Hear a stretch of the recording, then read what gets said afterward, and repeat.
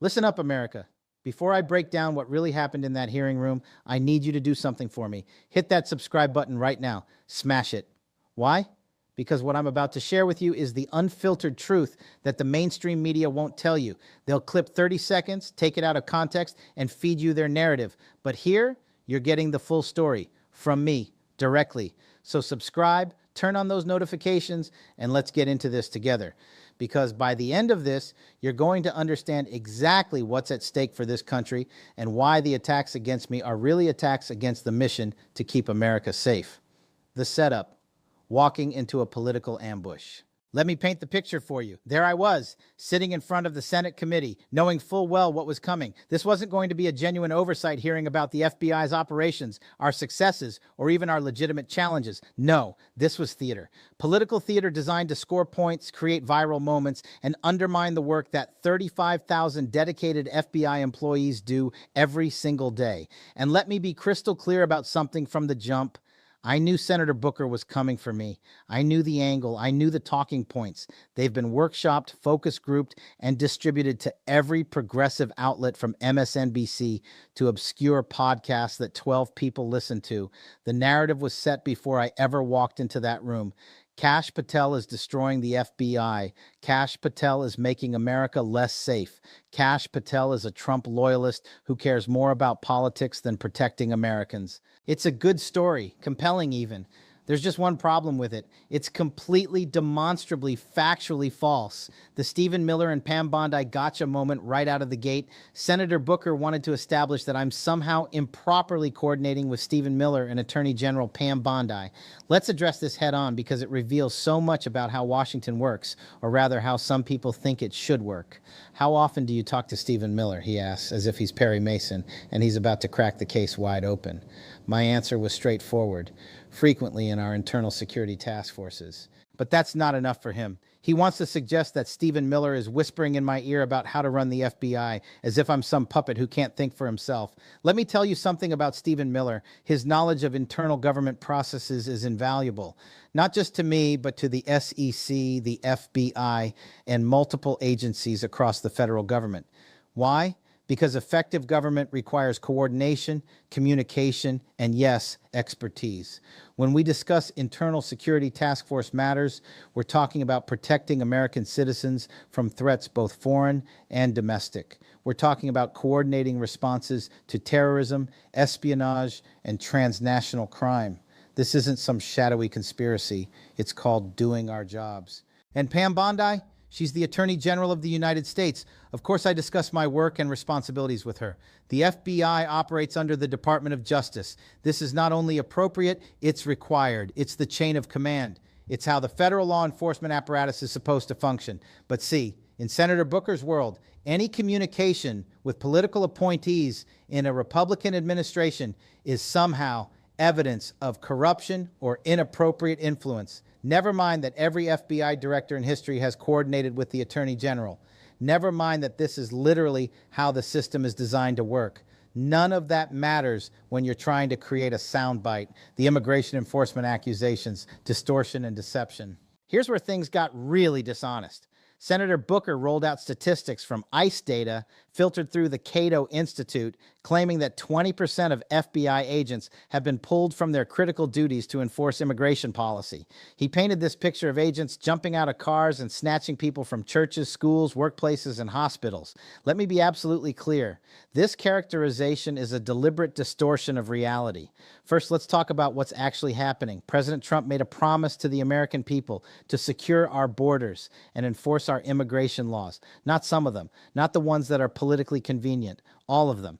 And yes, when you have a situation where criminal illegal aliens, and I'm talking about people who have committed serious crimes beyond the immigration violation itself, are at large in American communities, the FBI's resources are sometimes deployed to assist in their apprehension. Why? Because we're talking about dangerous individuals. We're talking about gang members, violent offenders, people with outstanding warrants for serious crimes.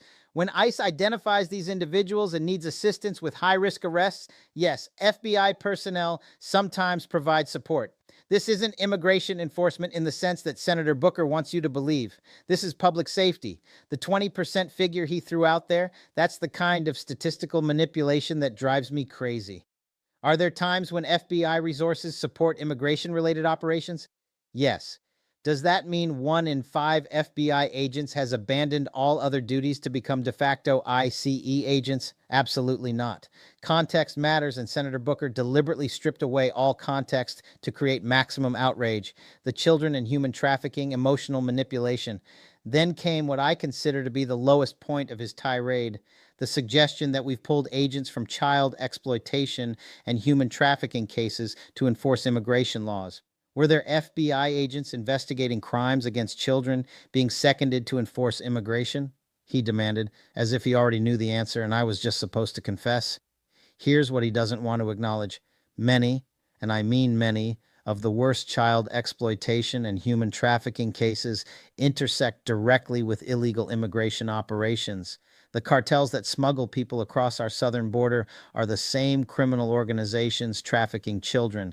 They're the same networks sexually exploiting minors. They're the same enterprises that view human beings as commodities. So when Senator Booker tries to create this false choice between investigating crimes against children and immigration enforcement, he's showing either a fundamental misunderstanding of how these criminal networks operate, or, and I think this is more likely, he understands perfectly well but doesn't care because the political narrative is more important than the truth.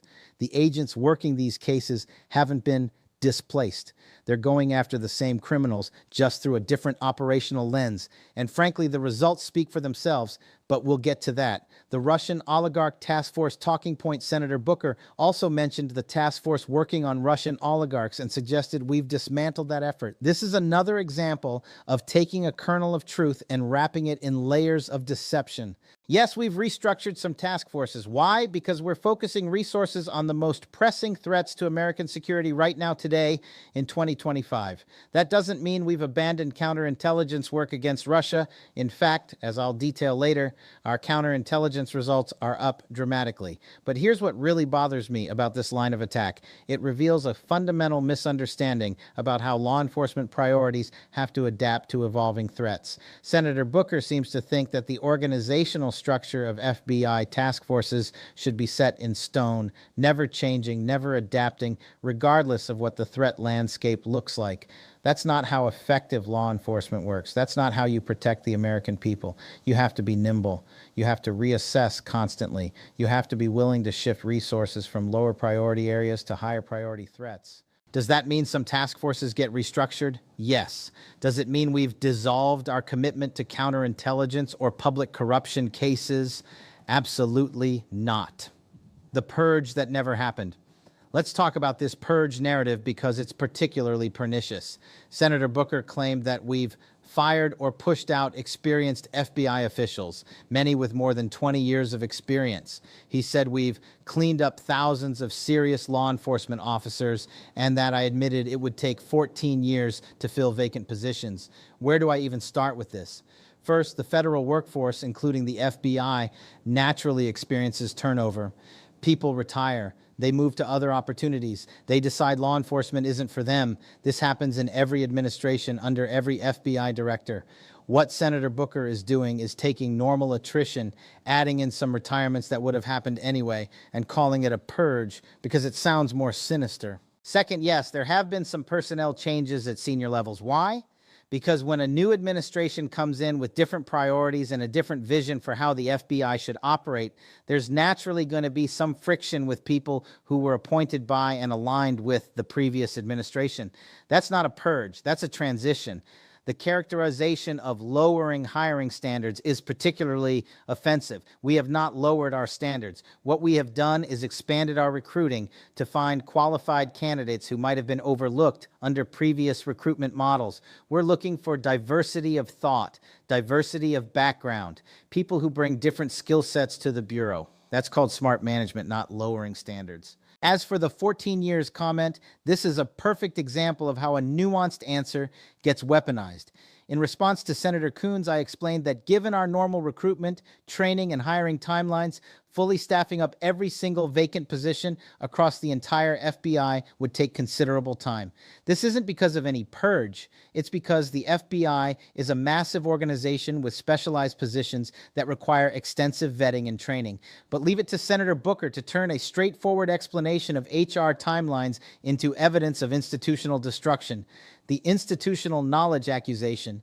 Here's where I need to push back hard. The suggestion that we've somehow deprived the FBI of its institutional knowledge and expertise. You know what institutional knowledge is? It's not just years of service, though that's valuable. Institutional knowledge is understanding how the FBI operates, knowing the processes, comprehending the mission, and maintaining the culture of excellence that makes the FBI the premier law enforcement agency in the world. And let me tell you something, that institutional knowledge exists throughout every level of the FBI. It's in our field offices, it's in our specialized units, it's in our intelligence analysts and our support staff. The idea that the departure of a few dozen senior officials, many of whom were ready to retire anyway, has somehow gutted the FBI's institutional memory is insulting to the thousands of dedicated professionals who show up every day to do this work. Moreover, institutional knowledge can be a double-edged sword. Sometimes that's how we've always done it becomes an excuse for resistance to necessary change. Sometimes institutional knowledge translates to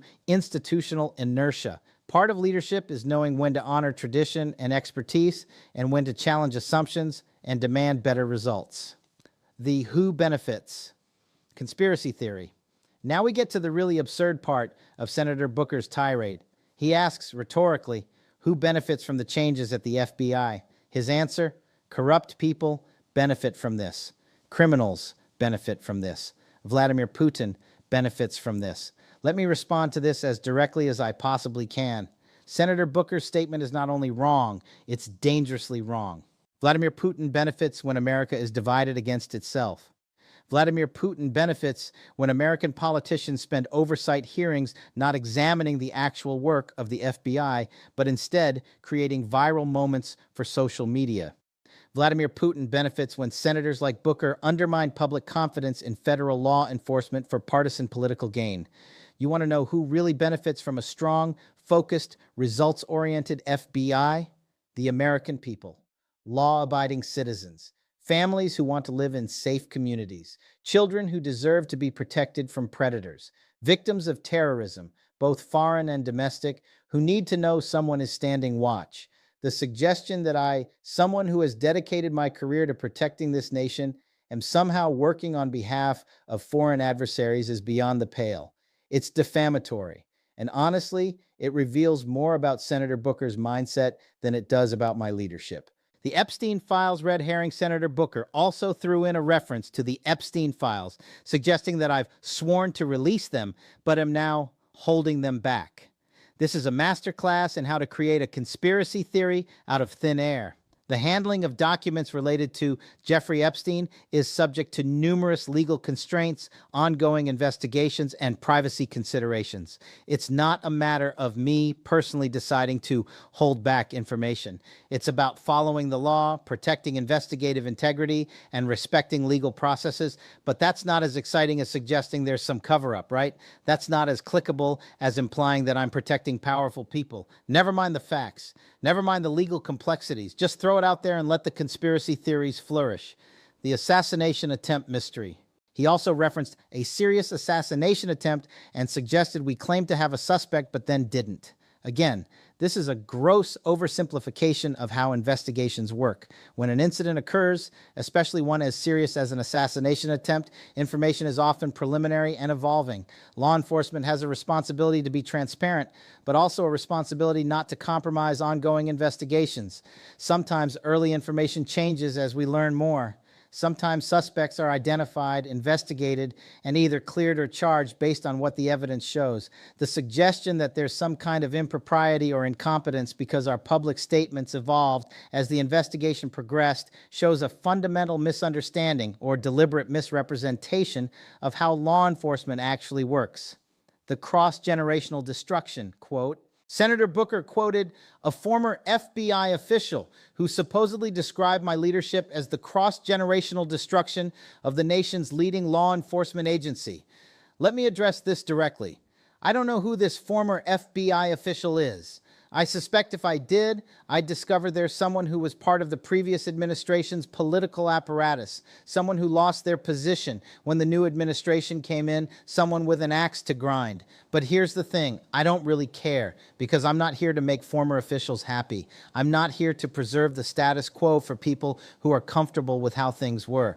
I'm here to make the FBI more effective, more responsive, and more focused on its core mission. If that means some former officials don't like me, so be it. The personal attacks and prayer. Then Senator Booker got personal. He said he doesn't consider me suitable to lead the FBI. He predicted this might be my last supervisory hearing because I won't stay long in the job. He suggested that President Trump will drop me because Trump is not loyal to people like you. And then, in what I can only describe as the height of condescension, he said he'd pray for me. He'd pray that I would rise up and defend my oath, defend the Constitution, and do a much better job defending this country. Let me respond to this as clearly as I can. I don't need Senator Booker's prayers. What I need is for elected officials to stop grandstanding, stop using oversight hearings as opportunities for viral moments, and start actually doing the work of overseeing federal agencies in good faith. The suggestion that I need to defend the Constitution implies that I'm somehow not doing so. Let me be crystal clear. I took an oath to support and defend the Constitution of the United States against all enemies, foreign and domestic. I take that oath seriously. I live it every day. And nothing Senator Booker says in a hearing room changes that fundamental commitment. As for the prediction that I won't last long, that President Trump will drop me, let me tell you what that's really about. That's about trying to create a wedge between me and the president. It's about trying to make me feel insecure in my position so that maybe I'll be more compliant with what Senator Booker and his allies want. It's about creating the narrative that I'm expendable, temporary, not worth taking seriously. Here's my response. I serve at the pleasure of the president. If the day comes when the president decides I'm no longer the right person for this job, I'll accept that decision and move on. But until that day, I'm going to keep doing exactly what I was appointed to do. Lead the FBI with integrity, focus on results, and protect the American people. My turn to respond. The real numbers now, after sitting through that tirade, and that's exactly what it was, I finally got my opportunity to respond. And this is where we get to the facts. The real, verifiable, undeniable facts about what's happened under my leadership at the FBI. Senator Booker asked how it's possible that if the FBI is abandoning its mission under my leadership, we've achieved the results we have. Let me walk you through those results because they tell a very different story than the one he was trying to sell. Violent crime arrests. In my first 7 months as FBI director, we arrested 23,000 violent criminals. 23,000. That's not a typo. That's not an exaggeration. That's a documented fact. And here's the kicker. That represents a doubling, a 100% increase compared to the previous year. Let me repeat that. We arrested twice as many violent criminals in 7 months as were arrested in the entire previous year. If the FBI is in cross-generational destruction, if we've lost our institutional knowledge, if we're distracted by immigration enforcement instead of doing our jobs, how exactly did we double our violent crime arrests? Weapons confiscation. We confiscated 6,000 weapons, 6,000 firearms taken out of the hands of criminals, gang members, and people who have no business possessing them. Every one of those weapons represents a potential tragedy prevented. Everyone represents a crime that won't be committed. Everyone represents an American family that's a little bit safer. Child predator arrests. We found and arrested 15,000 child molesters, 15,000 predators who were targeting the most vulnerable members of our society, our children. Think about that number for a moment, 15,000. Each one of those arrests potentially saved multiple children from abuse. Each one of those investigations likely prevented immeasurable trauma and suffering. This is the work Senator Booker claimed was being neglected because of immigration enforcement, when these are the cases he suggested were being abandoned. The facts tell a very different story. Human trafficking. We put 300 human traffickers in prison.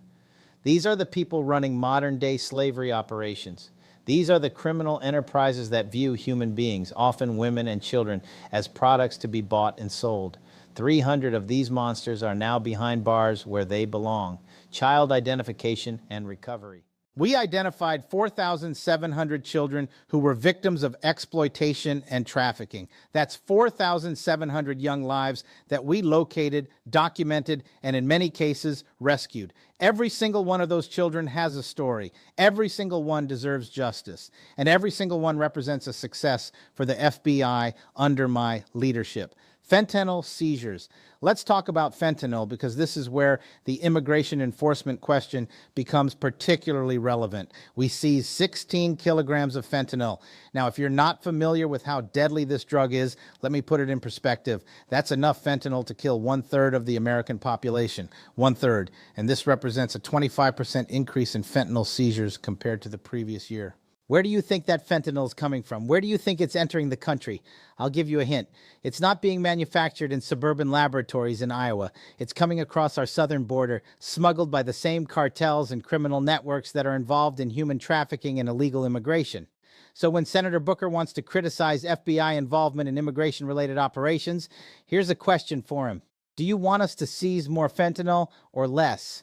Because you can't have it both ways. You can't demand that we combat the fentanyl crisis while simultaneously demanding that we avoid any coordination with immigration enforcement operations. Additional drug seizures. Beyond fentanyl, we seized 88,000 kilograms of cocaine, 7,000 kilograms of methamphetamine, and that's just from our criminal operations during the summer months. In New Jersey specifically, Senator Booker's own state, we got 8 kilograms of fentanyl off the streets, preventing an estimated 607,000 deaths this year alone. Let me ask you, does that sound like failure? Does that sound like an FBI that's lost its way? Counterintelligence achievements. Now let's talk about counterintelligence because this directly addresses Senator Booker's claims about the Russian oligarch task force and his suggestion that somehow Vladimir Putin is benefiting from my leadership. This year, we've already made more arrests in the field of counterintelligence than in the entire previous year. Let me break that down by country. China-related counterintelligence arrests, up 33%, Russia-related counterintelligence arrests, up 83%, Iran-related counterintelligence arrests, up 60%. These are arrests of spies, foreign agents, and people working on behalf of hostile foreign governments to undermine American security. So tell me again, Senator Booker, how exactly is Vladimir Putin benefiting from my leadership? Because from where I'm sitting, Russia is experiencing an 83% increase in having their agents arrested and their operations disrupted. Counterterrorism operations. And we haven't even talked about counterterrorism yet. We haven't discussed the operations on both the southern and northern borders. We haven't covered the full scope of investigations into domestic terrorism threats. But the numbers speak for themselves. The FBI under my leadership is more active, more effective, and more successful across every major category of crime and national security threat than it was before. The tirade continues, my counter response. When Senator Booker finally finished and asked if I wanted to say something, you're damn right I wanted to say something, because what I had just sat through wasn't congressional oversight. It wasn't a good faith attempt to examine the FBI's operations. It was a tirade of misinformation, as I called it, designed to divide rather than unite. Senator Booker follows me on social media. He admitted as much, which means he's seen the work we're doing. He's seen the results. He's seen the success stories. But instead of acknowledging any of that, instead of asking genuine questions about how we can do even better, he chose to deliver a prepared speech full of distortions and false accusations. I called it what it is, a disgrace to the division in this country. Because here's the thing, and this is important, I'm not the one dividing America. I'm doing my job. I'm leading the FBI to protect American citizens, regardless of their political affiliation, their race, their religion, or their economic status. The FBI doesn't ask whether you're a Democrat or Republican before investigating a crime or preventing a terrorist attack. The division comes when elected officials like Senator Booker use oversight hearings not to oversee, but to perform. The division comes when facts don't matter as much as sound bites. The division comes when the actual safety of American citizens takes a back seat to political point scoring, the chairman's intervention. At that point, Chairman Grassley had to intervene. He reminded everyone that he'd established ground rules at the beginning of the hearing. This back and forth, this talking over each other, wasn't going to be productive. Senator Booker protested, claiming that I was being rude and disrespectful to senator after senator. Let me address that. When a senator spends their entire time making false accusations, distorting facts, and questioning your integrity, yes, you want to respond. Yes, you want to correct the record. And yes, sometimes that means not sitting there silently while lie after lie gets entered into the congressional record. Is that disrespectful, or is it standing up for the truth? I would argue that what's truly disrespectful is using congressional oversight as a platform for character assassination. What's disrespectful is ignoring 23,000 violent crime arrests because they don't fit your narrative. What's disrespectful is suggesting that the FBI is making America less safe when every single metric shows the opposite. Senator Booker claimed he wasn't afraid of me or the chairman. Well, I've got news for him. I'm not asking anyone to be afraid of me. I'm asking them to be honest. I'm asking them to acknowledge facts. I'm asking them to put country over party. And I stand by what I said in that hearing room. I'm not going anywhere. The broader context, why this matters now. I want to zoom out for a moment because this hearing, as frustrating and dishonest as it was, represents something bigger than just one senator's political theater. This is about the fundamental question of what we want federal law enforcement to be. Do we want an FBI that's responsive to the priorities of the elected administration, that focuses on results, that adapts to evolving threats? Or do we want an FBI that's essentially an independent fourth branch of government, accountable to no one, unchanging, regardless of what the American people vote for? The previous model, the one some people seem to prefer, led to situations where the FBI became politicized in ways that eroded public trust. It led to investigations that seemed to target one political party while giving passes to another. It led to a perception, right or wrong, that the FBI had become just another political weapon in Washington's arsenal. President Trump ran on a promise to change that, to reform federal law enforcement, to make agencies like the FBI accountable, and yes, to prioritize threats like illegal immigration, fentanyl trafficking, and border security that previous administrations downplayed. That's not my personal agenda. That's the will of the American people as expressed through their vote. And as FBI director, I have a responsibility to implement that vision while maintaining the FBI's independence in specific investigations and its commitment to the rule of law. That's the balance I'm trying to strike. That's the leadership I'm trying to provide. And that's what people like Senator Booker fundamentally oppose, not because of any actual failure in results, but because they disagree with the underlying policy priorities. The media's role in this narrative.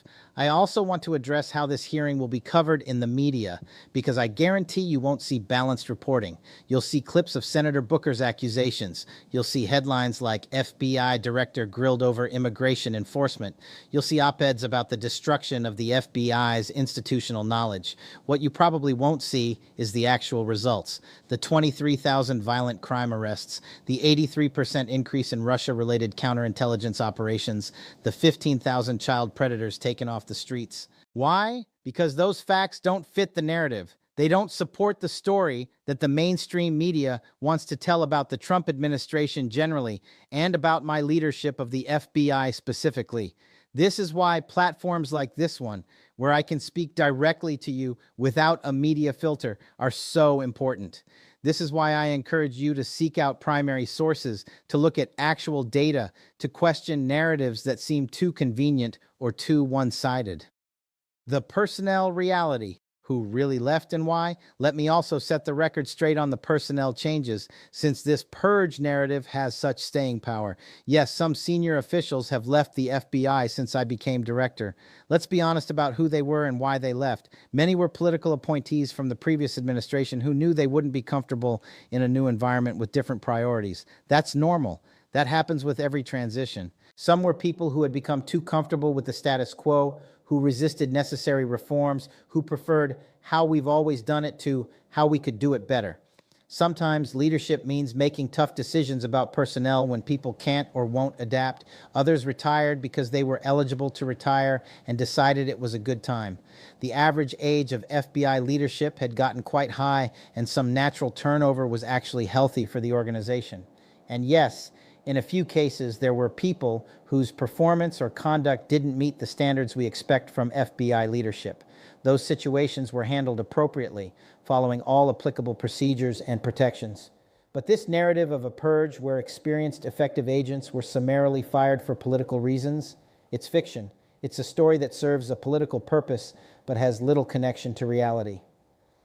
The hiring standards question. Let me also address the lowering standards accusation because it's particularly important. We have not, I repeat, have not lowered the standards for FBI agents. The physical fitness requirements are the same. The background check procedures are the same. The training at Quantico is the same. The expectations for performance are the same. What we have changed is our recruiting approach. We're looking in places the FBI hasn't always looked. We're reaching out to communities that haven't traditionally seen the FBI as a career option. We're valuing different kinds of experience and different skill sets. Does that mean we're hiring some people who don't fit the traditional FBI agent profile? Yes, and that's a feature, not a bug. The threats facing America in 2025 are different than they were in 1995 or even 2015.